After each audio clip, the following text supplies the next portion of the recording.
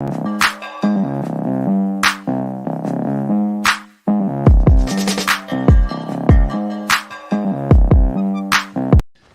up, y'all? Kyle Hamilton here. I want to give a quick shout out to Lucas, Connor, and Ryan in the Week 0 podcast. Running out of time, finally thrown, and it is gone! Touchdown, Tyrell Roberts! Hit backwards, up in the air, it's on the ground, it is down! It is over, and the Irish have knocked off #1 Clemson! Herbert's got it. Stiff arm again, quarterback in the clear, inside the 10, a hat-trick of touchdown from Justin Herbert.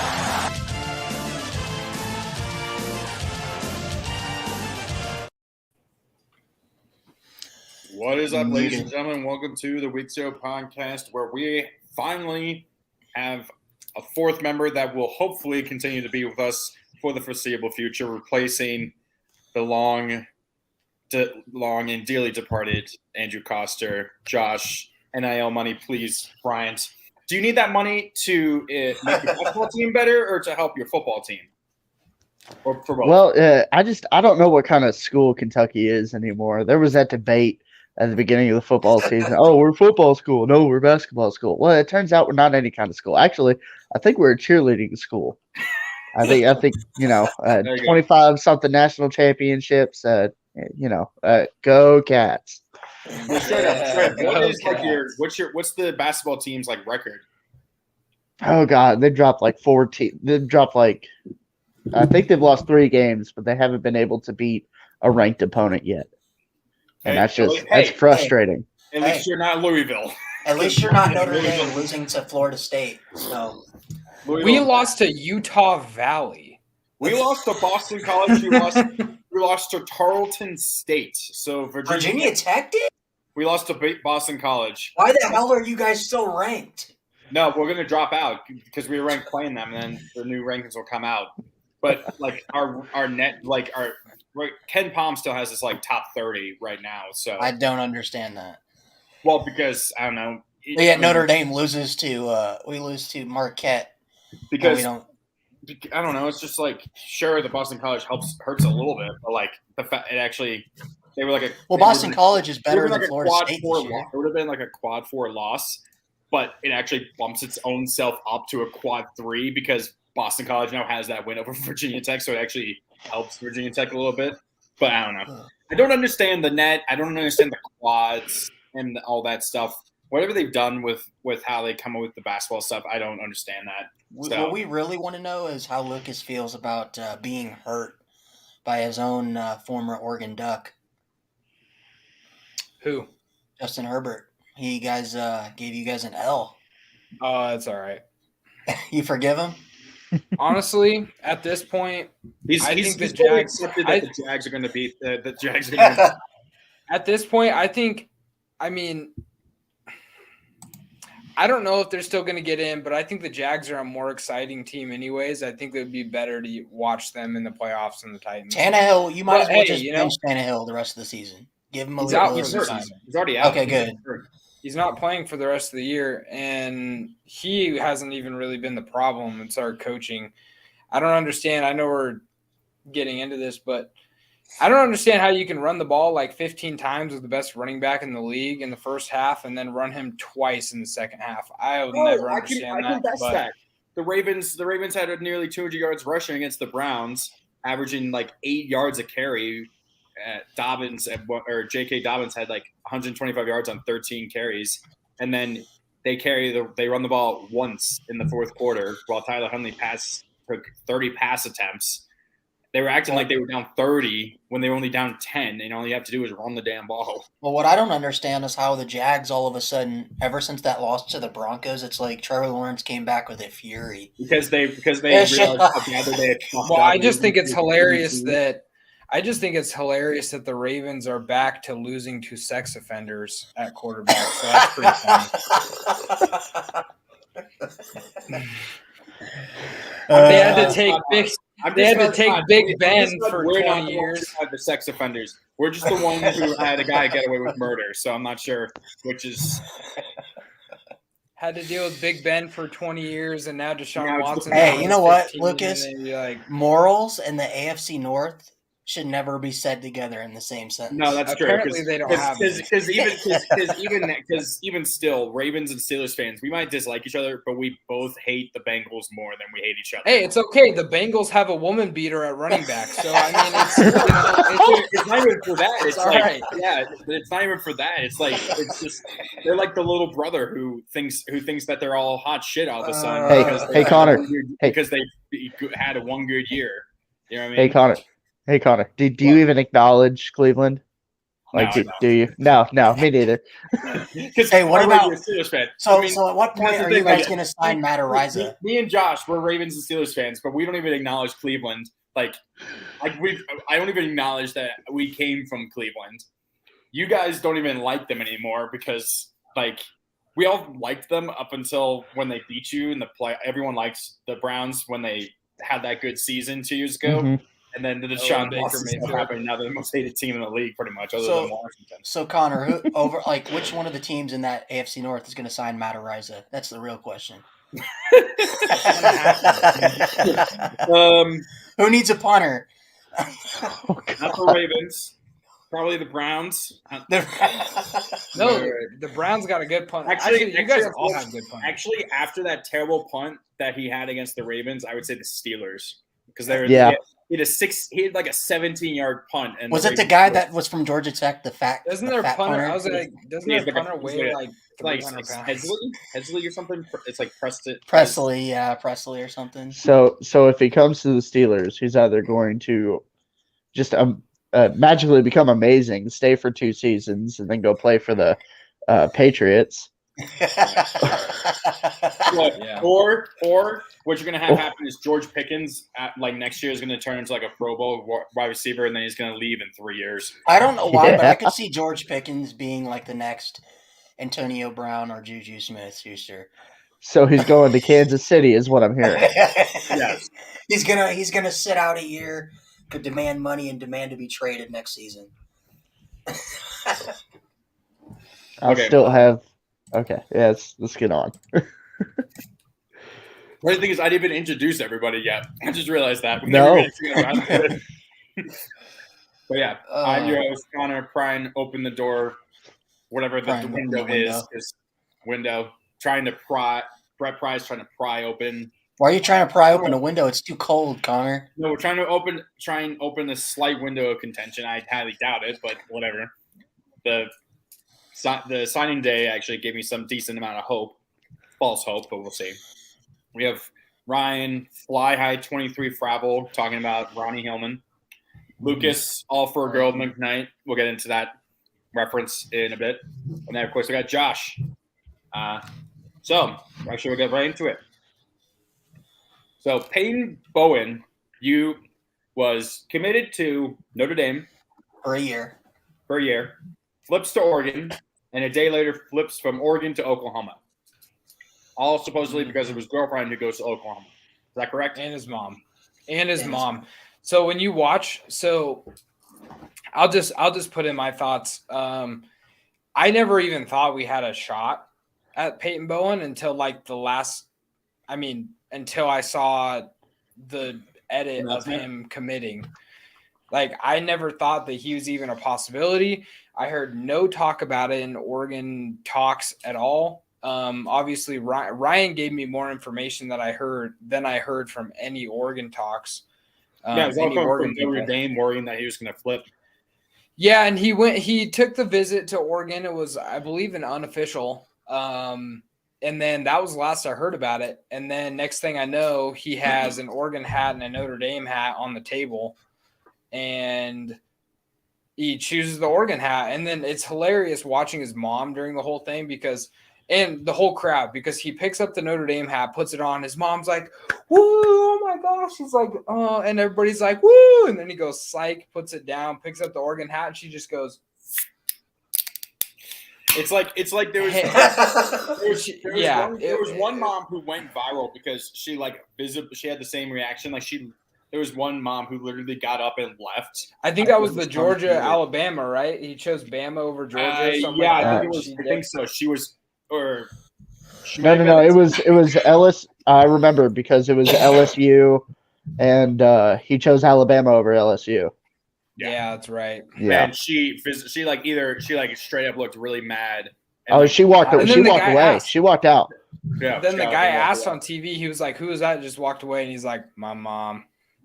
But, But yeah, so I don't know. I'll just finish my thoughts up. I never really thought we had him in the first place. Same with Ryan. Like Notre Dame has 2 good 4-star safeties that have already committed and signed. Oregon already has 2 4-star safeties that have already committed and signed. So losing him really doesn't hurt that bad.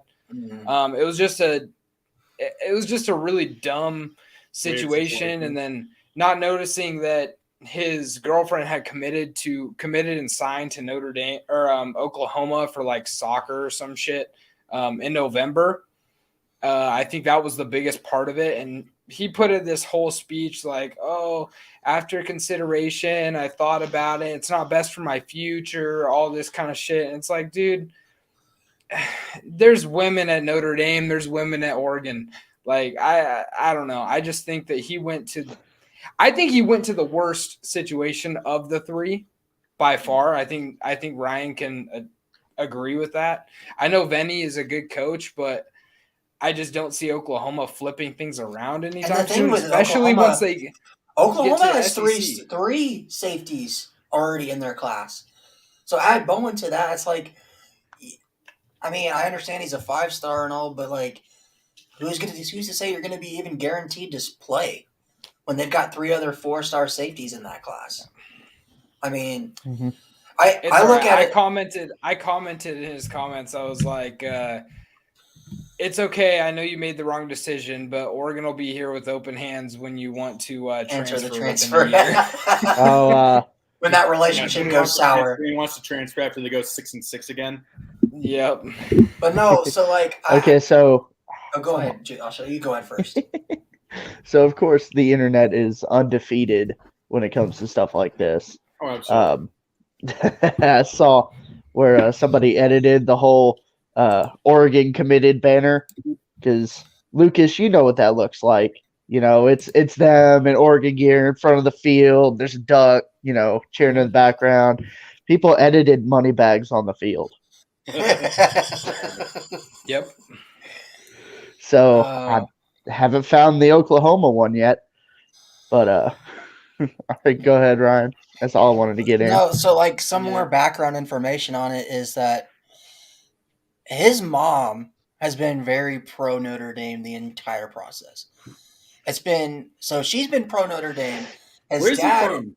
Where's he from? He's from Texas. Texas. Okay. So his mom has been very pro Notre Dame because she loves Marcus Freeman and the concept of her son getting a degree from Notre Dame. His dad, meanwhile, has a lot of Oklahoma connections. Geyer, his high school, is actually a known Oklahoma basically plant for kids to go from there to Oklahoma. So his dad has been very pro Oklahoma. And it's weird about it is that a couple days before National Signing Day, Dan Lanning was supposed to go to Peyton Bowen's house to have an in-home visit.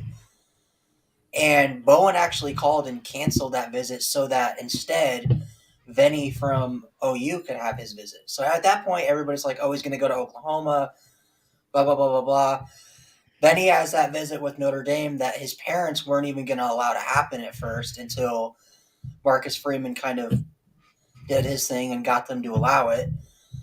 And then the feeling was that, oh, well, it's still going to be Oklahoma, whatever.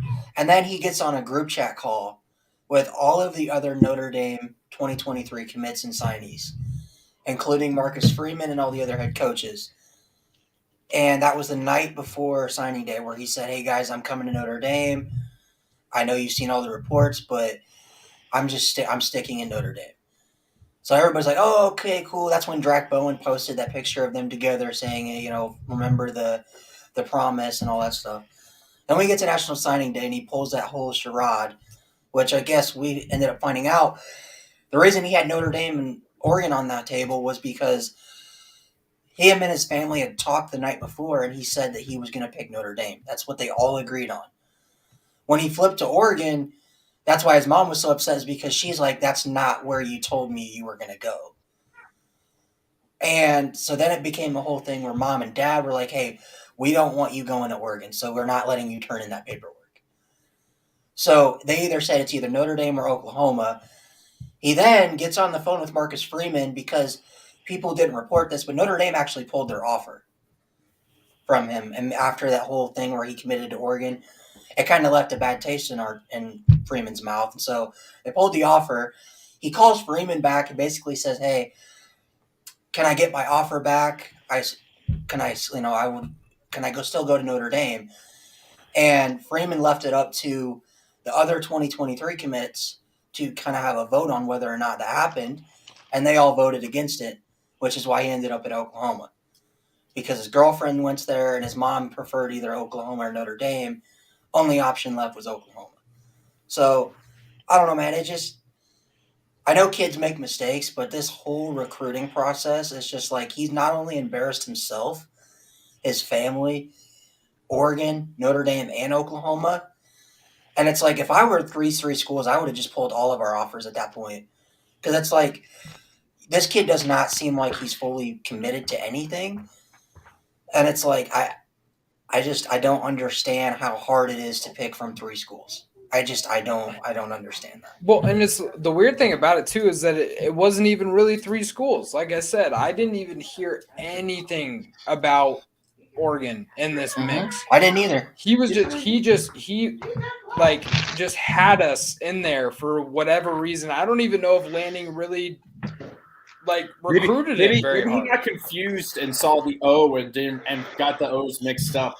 Thought it was an OU hat. and it's Christmas, so he got the green and the red mixed up. So he thought it was OU for a hat. Well, the hat that he put on was a O with wings, and it was pink. So I don't know. He's pretty close to red. I mean, maybe he's colorblind. Who knows? Maybe he's colorblind.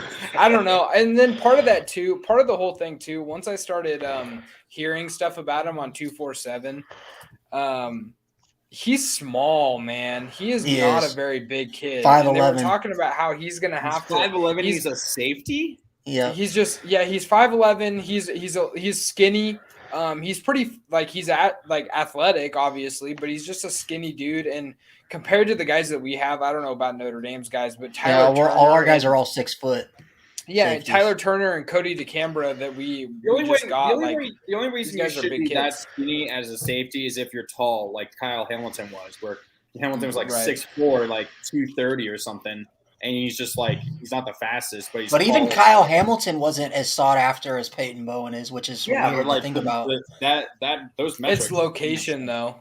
It's location, 100%. The fact that he went to Geyer is the reason why he's a 5-star. I mean, they're in the public eye, especially in Texas. So, I mean, Notre Dame has Aiden Schuler, who's the number 1 player in New Jersey, as a safety, and he's 6'2", 220. So he's basically already got his size. Bowen, I believe, was 5'11", 170, 175. Yeah, he's probably 175. Yeah. I mean, he's fast. I think he had the second fastest 40 time of the entire 2023 class. But I mean, what's that going to what's that going to do when you're facing a team like a Clemson that's got a 240-pound back coming straight at you, and you got to and then you got to think about it too. He's going to be playing in the SEC here soon. So he's going to get. I mean, that's in 2 years' time. 2024, right? I think it's 2025. No, it's 24. Oh, it's 4. 2024. And then same thing with UCLA. I know they're moving in 2024, so they're all moving not next year, but the year after that. Okay. I mean, I understand the whole 5-star status, and it looks nice on paper, and it looks great in the rankings. But I mean, Lucas can attest to this, and I think all of us can. That safety is not the most important position on the field. I mean, you can have guys play safety. I mean, when Kyle Hamilton went down for Notre Dame in 2021, we had guys that were 3 or 4 stars, and they came in. Quarterback is the more important. Yes. And then you can move people from corner to safety if you need to. So, like, yeah, Even, five-star even, safety. even in college, a lot of times they put backers at safety and put Well, I mean, safeties yeah, at like backer. the Virginia Tech had a guy named Mansour Delaney who came out of was it Archbishop Spalding, which was a school like 5 minutes north of where I live in Maryland. And he was a safety, and they moved him to the corner, and then he was played at like an all ACC level actually for most of the year, and I think he was on the all rookie team for the ACC, so or all freshman team. I mean, They like, moved. So like if you're a cornerback, you can be moved, or if you're a safety, you can be moved to corner, but corner to safety is a little different. and I always think that five-star status doesn't really mean anything in terms of till you get to college, because how many 5 stars from last year's class didn't either play, or they did play and they played like crap. I mean, what Kyle? I mean, what Benjamin Morrison made the All-American team for freshmen this year in college football for Notre Dame. He was barely a 3-star, but he played like a 5-star. I think it's position wise though. Yeah. I think defensive linemen that are rated 5 stars, they're more likely than not elite players. I mean, you look at JT Tuimoloau, or however you say his last name, for Ohio State this year, was an insane player this year for them. He was a 5-star number 1 player in the country. Obviously, you look at like Kayvon Thibodeau. You look at I believe Myles Garrett was a 5-star. Like, you look at a lot of these 5-star D linemen and how good they usually, more likely than not. Look at Isaiah Foskey at Notre Dame. I mean, he's going to be projected first-round pick, and he was a 3-star coming out. I mean, I hate these rankings because I feel like a lot of times it's like, oh, you play in Texas, you play in Cali, you play in Florida, therefore your rankings are going to go up because you play in those locations. But I mean, what is it? The DT for Georgia this year, who's really good, his first-round pick. Yeah, he was a 3-star. Nobody was talking about it. He was ranked outside the top 1,000 players. And look how good he is for Georgia. I mean, I don't know, That's why we're seeing a lot more kids transfer in high school as well. Like, you look at Jurion Dickey. He was I can't remember the high school name, so I'm not even going to try to pretend like I know, but he was at a high school for 3 years.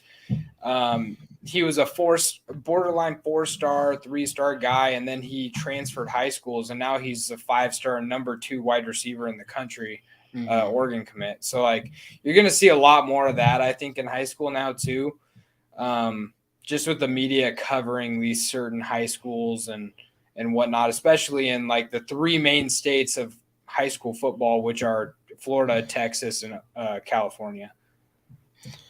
All right, so I guess we'll use this as a segue to get into our next thing.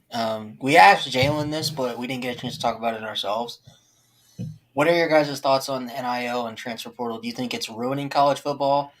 Or, I mean, how do you guys think this will affect college football going forward? Well, I can't remember. Someone said, we mentioned it earlier, back when we talked about this a few weeks ago. Can't remember what we said, but I know we had not agreed upon, but we had mentioned some way that would have made more sense. I think what would help is giving a better period of time, or a more clear period of time, for when all the transfer stuff happens, because games are still going on and these players are transferring and stuff, and that's dividing these coaches' attention, right? I think it should be at least transfer portal should be all after the season. Like a transfer period. Exactly. Where you get like after the season. Get like 4 weeks to go to put your name into the transfer portal after the season's officially over in January 9th or January 10th when it usually is, and then you have until June to make a decision.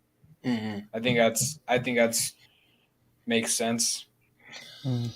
I mean, I look at it, and I don't have an issue with NIL and the transfer portal in general.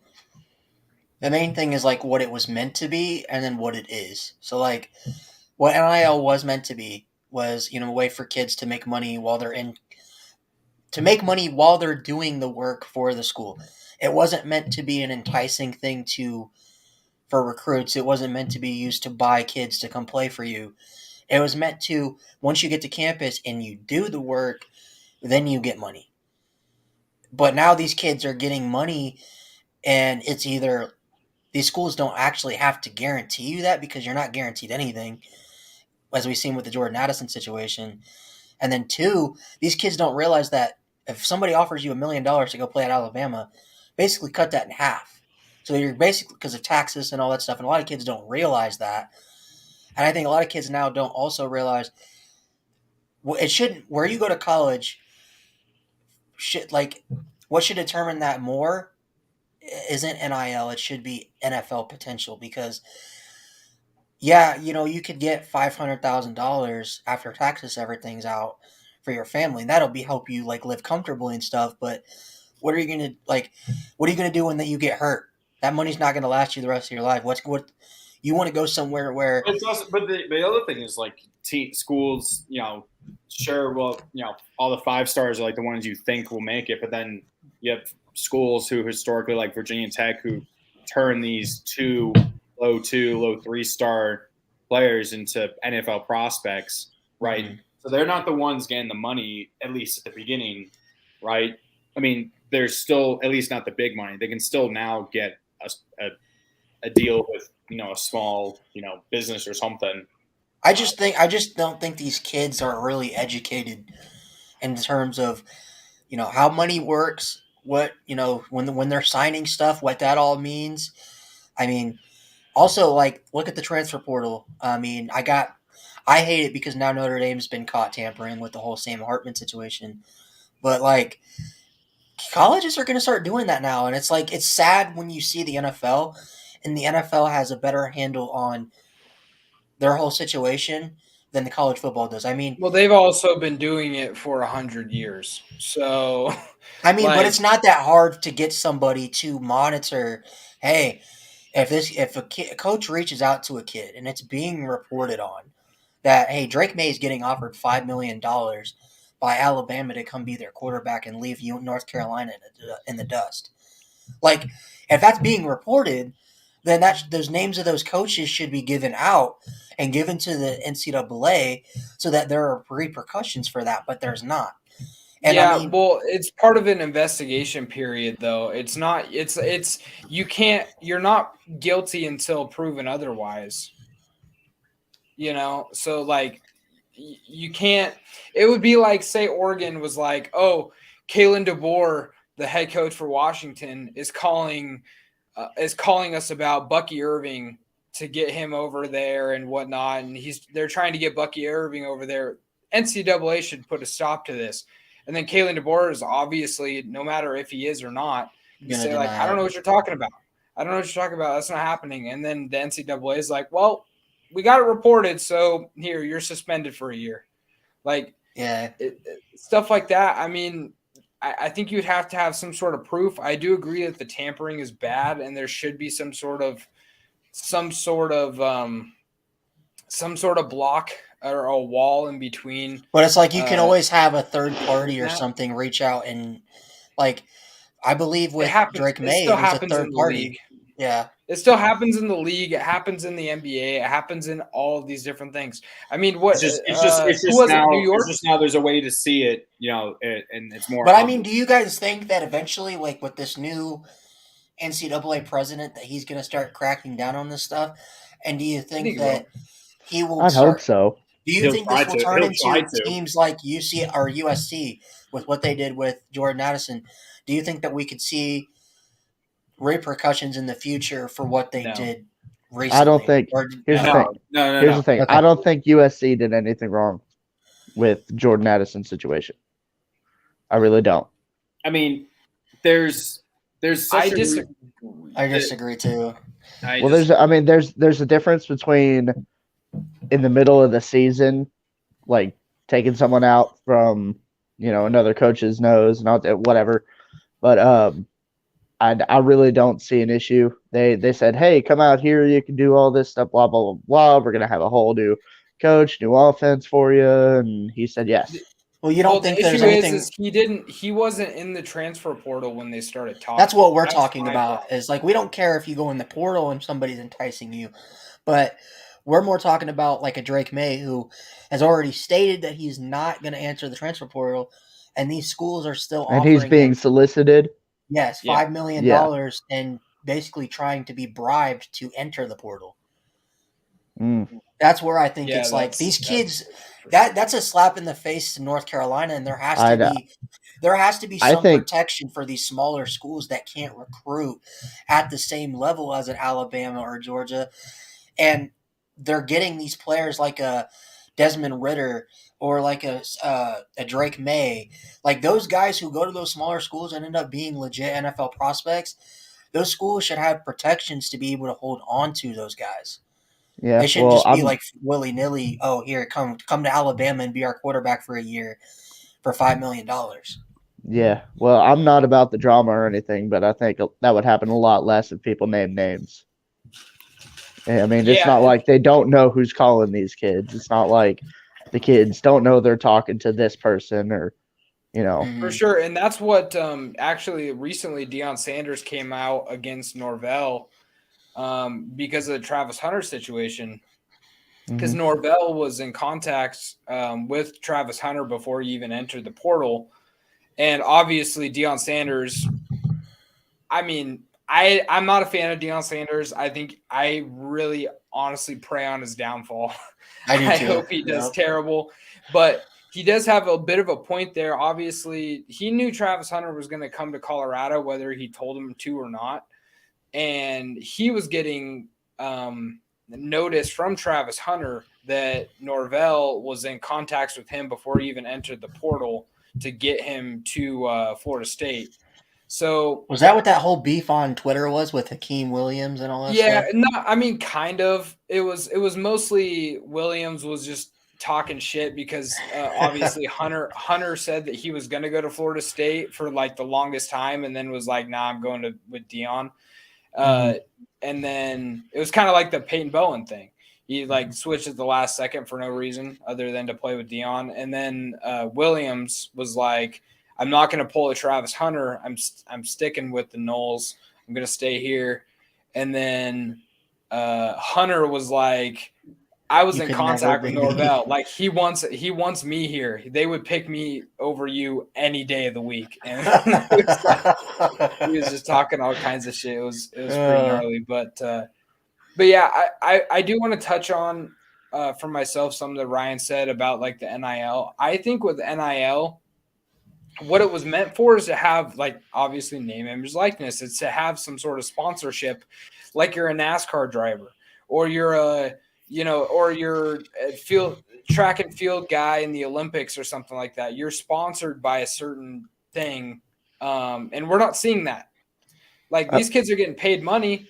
Who's sponsoring them? Who are their sponsors? Who are their Like, what are these endorsement deals with? I got you, Lucas. So that is actually happening. It's just not what's making the news. But that's what I want to see. There are smaller. That's why I'm not seeing. Yeah, well, there are smaller colleges, and I'll use Kentucky as an example. We've seen what Michael Penix did with his stuff. We've seen what the General Booty did when we've seen that when NIL first came out. Like all these kids started doing. I haven't seen anything on Twitter from guys doing their own merch or anything since then. Because, lucky for you, Ryan. Josh was just about to tell us. All right, go ahead, buddy. Excellent. But what I have seen, at least with Kentucky, is like I know Will Levis had like a sponsorship from a couple golf courses in Lexington because he played golf. Some dealerships had days where you could go in, like car dealerships, and there would be like Chris Rodriguez there, and you could sign it. And there's, they're making money doing stuff like that, and it's just not what's making the news. What's making the news is, Texas A&M shells out $2 million for the best recruiting class in friggin' forever, and half of them transferred. Yeah. They took their money and ran.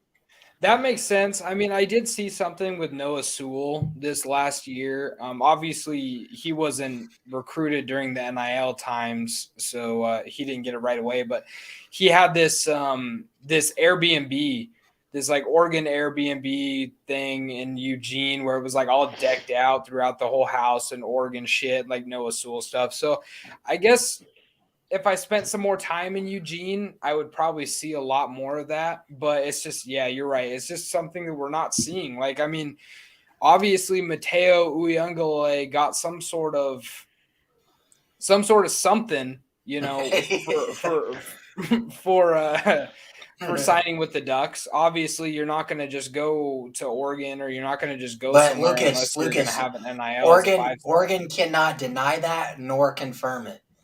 So yeah, I mean, the thing with Oregon, though, is a little bit different, and it's a little bit better for them. Obviously, that not a lot of colleges can have this, but the fact that Oregon has Nike, and they could just be like, hey, throw Nike shit on everything you have. There's your NIL.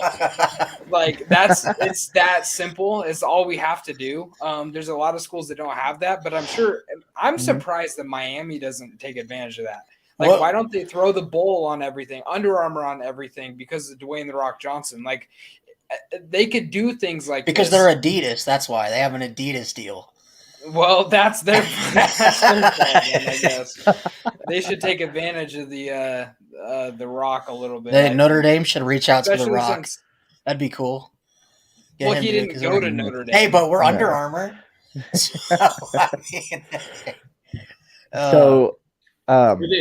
far as the only reason Under Armour is still relevant at this point. Notre Dame. Oh, jeez. Is there any other team that wears Under Armour uniforms still? Maybe Maryland, probably. Cincinnati, Maryland, South Carolina, I think does too. South Carolina, Navy does. Wait, Navy do they? I think they do. Oh, jeez. Anyways, as far as they have Tom Brady and Steph Curry, that's all. Okay. Yeah, as far as the NIL and transfer portal ruining college football, I think it's changing it, and I think we did go a little too much too fast. I think we needed to just kind of slow that down. Maybe there do need to be some more regulations on who gets NIL, who's eligible for NIL. That transfer portal window sounded like a good idea, but this is the last thing I'll say on it is we had Notre Dame's recruits after signing day. Their parents came out on Twitter and was talking about how their kids received offers of millions of dollars, and that the coaches explained to them, because they asked the coaches, how does this NIL thing work? And they're like, well, to be honest, we don't really know. It's all the Wild West at this point. And then what was it? Keon Keeley's mom responded, the former Notre Dame commit who's just committed to Alabama. And she's like, no, well, it's not all about money. My son didn't go to Alabama because of the money. We had other schools offer more money than Alabama did, but Alabama offered us $1 million. She deleted that tweet right after she sent it out because she basically snitched on Alabama. And Saban's like, you're not getting this money anymore. Okay. So we're going to wrap it up with reacting to the bowl games that have been played so far. Right now, there is a tie for first in our pick'ems at 11-4. There's Ladies First and Benji Walters. I don't know who those guys are. Benjamin is one of the guys I do that Notre Dame pod with. And I am in a 4-way tie at 10-5 for third. Oh, I'm 8-7. At least I'm above 500. And I'm 9-6. Where are you on here, Josh? What's your name? Oh, which one? Should be. Oh, hold on. Did you guys do a separate one from last year, or did I get on the right one? It should be. I've got on the wrong. No, dude. I might have gotten on the wrong one. I think you got on the wrong one. Because there's another one. It's all right. I could add it. What your record? What's your record? Oh God, I have to look it up. Okay. I'm doing pretty well. Keep us updated on your record. I think the one we all got wrong was Jackson State because I think we all took that. Meanwhile, I'm out here just dropping every single game. Like Yeah, I dropped. I'm not doing very well. UTSA, Washington State. I know we all took South Alabama, and I believe we all took UTSA as well. I think we all did too. Yeah. Did I? No, I took Troy. You did? Okay. Uh-huh. Yeah, no, Damn it, Baylor really. Oh, I took Troy too. Sorry. Yeah, I remember me and Lucas, I think, took Air Force. Air Force was 27% picked. Everyone was taking Well, Baylor. I was Dude, going to and they take. smacked Oh, them. Air Force beat Baylor. Oh. 30 to 15. They smacked them. It was like 30 to Oh, 3. jeez. And I took Missouri against Wake Forest because I didn't know Sam Hartman was playing until. Yeah, I so- also took Missouri, but we'll be all right. Don't worry about it. Womp, womp, womp. That's the only game that's today. It looks like is that Houston already beat Louisiana today. game. Okay, so I got that one right. Oh, I got that right. See, And then tomorrow the only game is I took Houston. Middle Tennessee State versus San Diego State.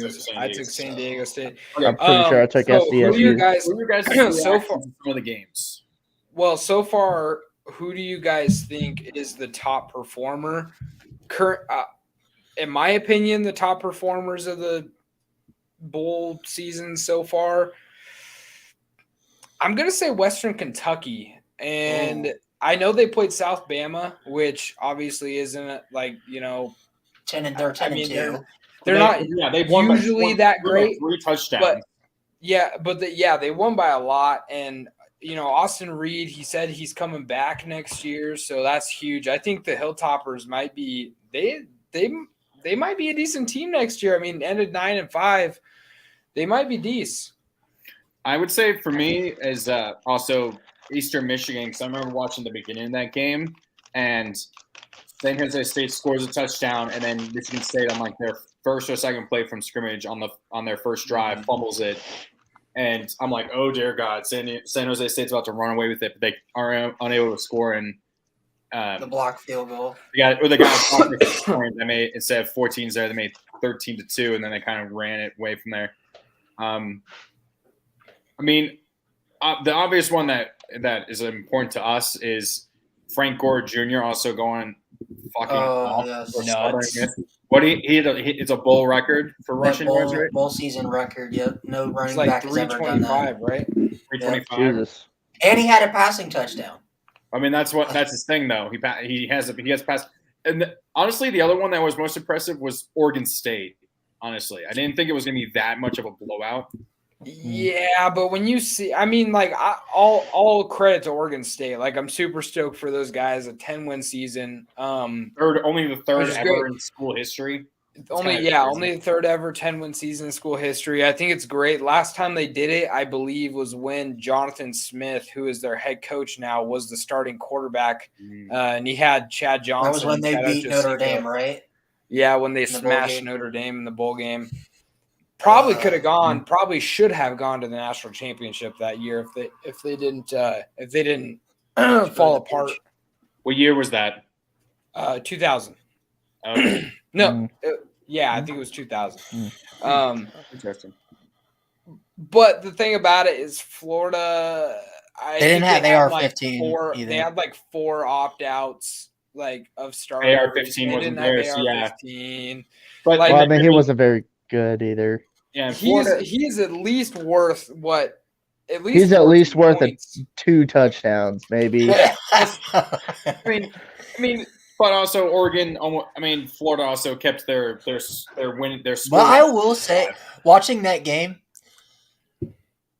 for them to get 6 wins, I'm going to give Anthony Richardson more credit for getting that team to 6 wins because Yeah, I mean, we all how thought- bad we all that thought team after that is. Utah game that they were going to be good. I remember we all- Yeah.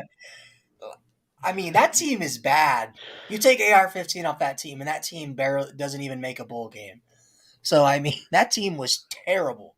It doesn't help that their backup quarterback, got arrested for being a pedo. But Well, I mean, you had Billy Napier down there. I mean, he did not recruit at the level that's required to recruit down at Florida. That's why they got rid of him. Apparently, he didn't keep recruiting I'm during sorry. the season. That's the rumor, is what I've heard. Oh, he didn't? Either that was whoever he replaced was the rumor that the guy he replaced wouldn't recruit during the season. Yeah, that's what I'm Mullen? talking Yeah, about. Dan I'm sorry, I Mullen messed it doesn't up. recruit. Yeah, Dan Mullen doesn't recruit. But Yeah, right. that's exactly what happened. Oh yeah, that's right. And then they left Sunbelt Billy down there with an empty pantry. Sunbelt So Billy. at 15 games, we're just over we're about a quarter to a third of the way through. Who is your, I guess you could say, bummer, Most disappointing, or the most disappointing team that you thought was gonna, not a guarantee, I gotta go. Guarantee, but I gotta go Washington State. I was gonna pick that one too. Man, they just looked really, really bad, and I don't know why. Like, I mean, Fresno State's not like a game. They're not world wreckers. And their offense just looked atrocious. Only 6 points. I don't know. Made the Pac-12 look pretty bad there. I'm glad that Oregon State was able to throttle an SEC team, because the other for me is Cincinnati, because I mean. Oh, I was hoping somebody would bring that up. Louisville smacked them. Yeah. No, that's the type of score where you're like, if you watch some of the highlights, you're like, that score is not indicative of how dominant Louisville was at times. Like, that should have been a much bigger win. And there's a lot of storylines to that game too. Yeah, because Satterfield is the new head coach for Cincinnati. Louisville, I guess, just went in and just be like, you made the wrong decision, smacked him upside the head. And you know what's funny about that? Like, so their coach, Satterfield left Louisville to go coach Cincinnati, right? Mm-hmm. And then he gets smacked by his former team.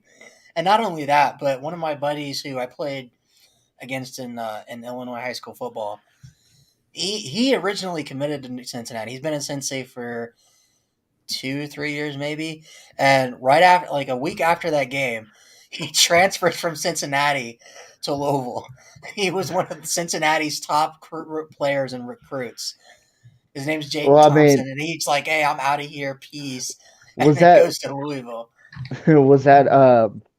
That had to have been after. It was after the Jeff. Yeah, well, after Jeff Brom took the Louisville job. Yeah.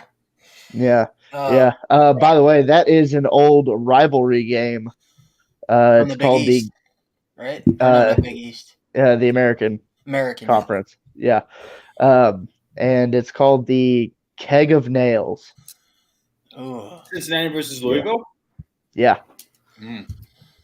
Also, to point out for the bowl games, we got to talk about Connor's boy, the greatest quarterback in Baltimore Ravens history, Super Bowl champion Trent Dilfer, getting his first college coaching gig at UAB, winning a bowl game this last. Oh my God, I forgot about that.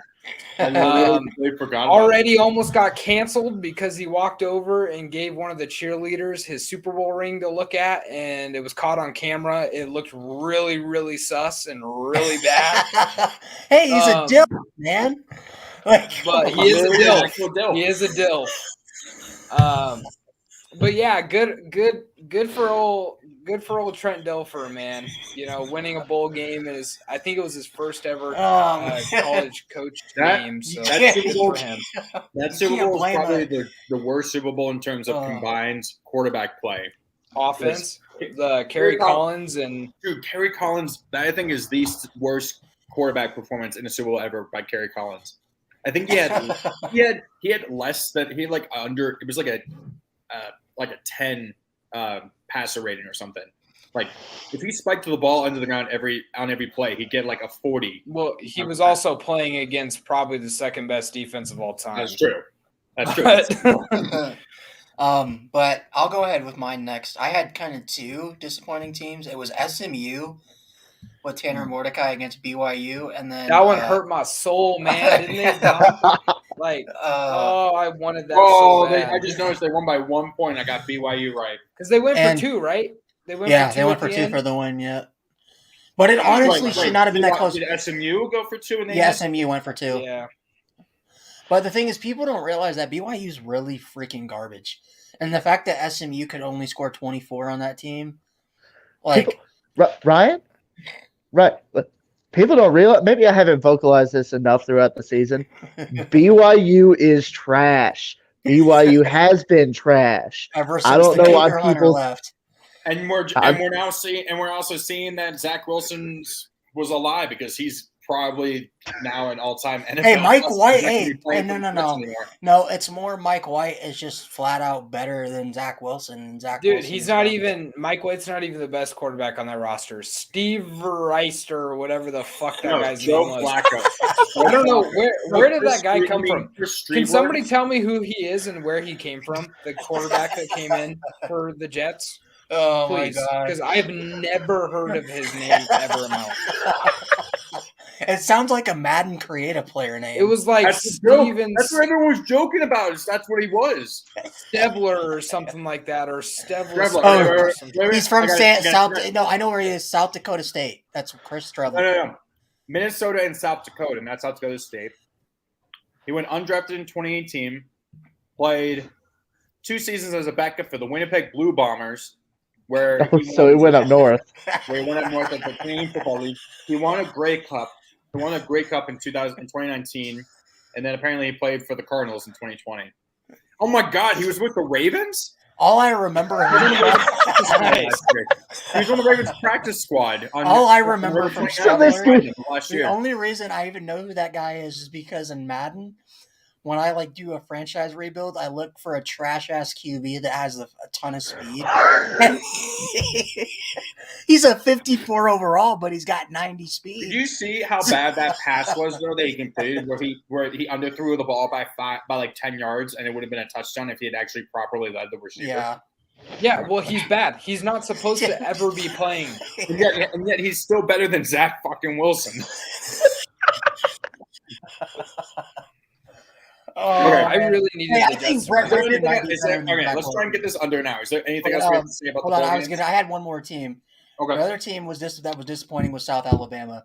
I mean, they were 10-2 this year. USA fucked up. They should have. They if they would have just beaten Troy, they lost to Troy by a point in the regular season. If they just would have held on to that win, they would have been playing in the Sun Belt Championship. They lost by a total of 5 points in their 2 losses. And they lost to UCLA. They lost to UCLA at UCLA because of a missed field goal. And they lost to Troy at home by a point. I mean, that is brutal. But just for them to get blown out by Western Kentucky, I mean, no offense to the conference, like Conference USA, but Western Kentucky has 5 losses in the Conference USA. That's a pretty weak conference outside of UTSA. And I don't know. South Alabama just really disappointed me. That running back that's like 5'6", but like 260 pounds and led all of college football in running yard. Yeah. He just did nothing in that game. I don't understand. Okay. Well, we'll be back. So I guess that's it. We'll be back next week to talk about the preview for the college football playoff because those games will be that Saturday night or Friday night. And also, is it New Year's Day or New Year's Eve? I always forget. New Year's Day. New Year's Day. They might have one on New Year's Eve. The playoff games are both on New Year's Eve. No, yeah, it's New Year's Eve. Yeah. Okay. New Year's Eve. Okay. I think it's that night. It's Friday, right? No, it is Saturday. It's Saturday. There isn't a game on New Year's Day, which is weird. Isn't that normally when the Rose Bowl is played, though? It's usually when the Rose Bowl is played, but I think that's wait. There's some games on the first.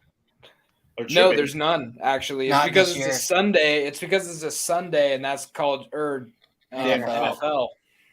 Yeah. Screw the NFL, man.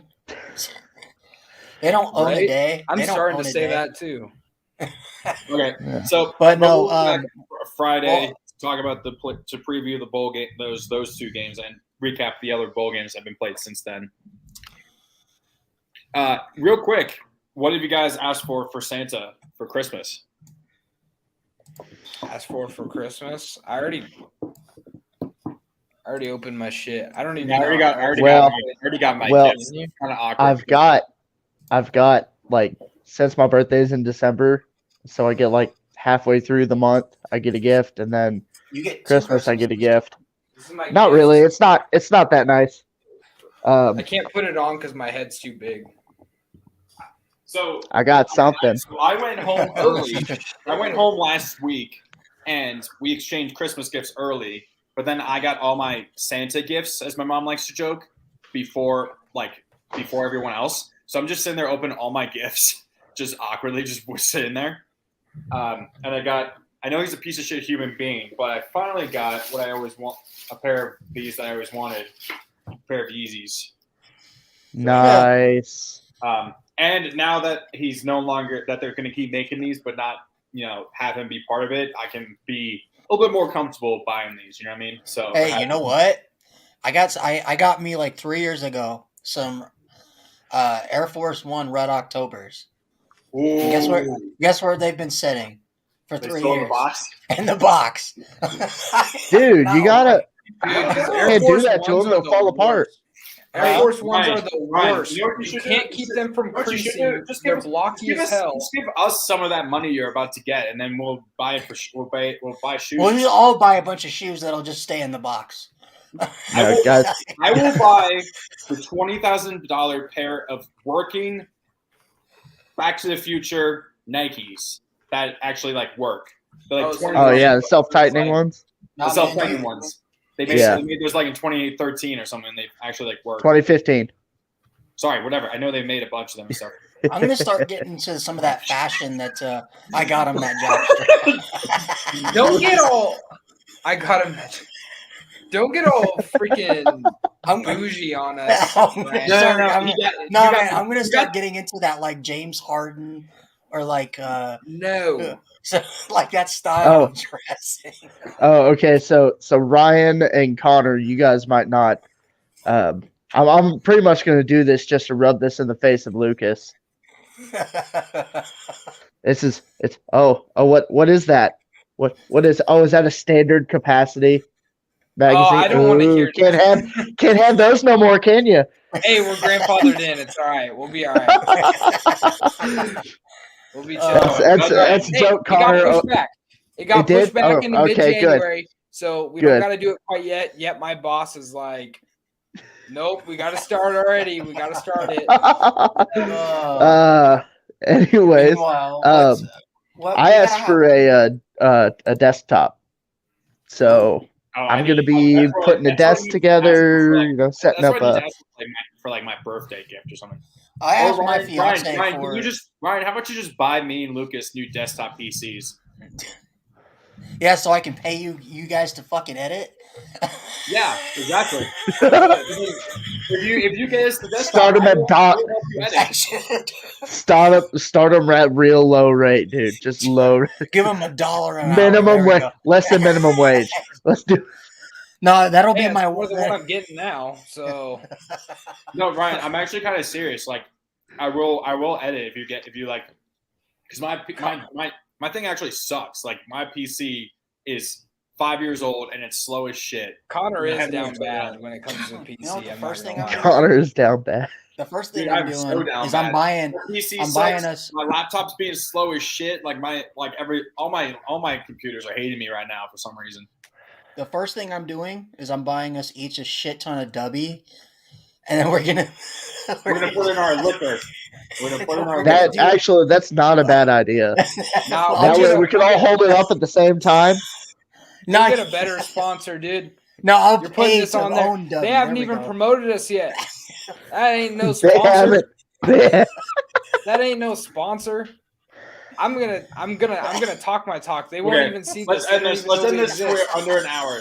So get some Dubby, put in your liquor. It tastes great. It's good energy. So for Josh, NIL, money please, Brian. For Lucas, all for Go McKnight. For Ryan, Fly High, 23 Fravel. I'm Connor. Prying, open the window, Doherty. This has been the Weezer Podcast. We'll be back next Friday to preview the college football playoffs. Until then, peace out.